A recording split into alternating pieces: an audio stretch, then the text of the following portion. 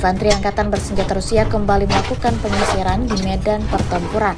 Seperti yang terlihat dalam sebuah rekaman yang ramai beredar di aplikasi perpesanan Telegram pada Sabtu 30 Maret 2024. Dalam rekaman tersebut menampilkan bagaimana cara kerja tempur pasukan Vladimir Putin yang berhasil membersihkan medan dari sentuhan prajurit musuh.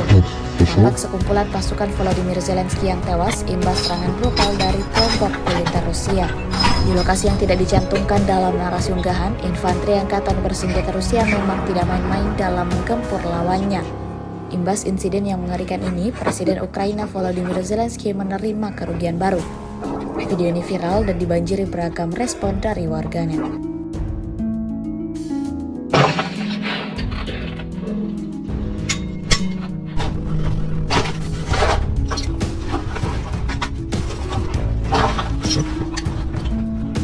Не знаю сейчас.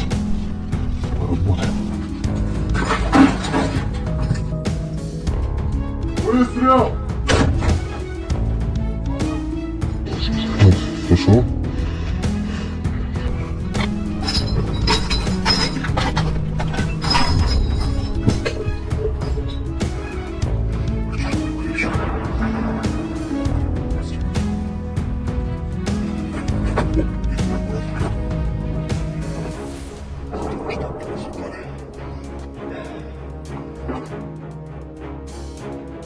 Download Tribun X sekarang, menghadirkan lokal menjadi Indonesia.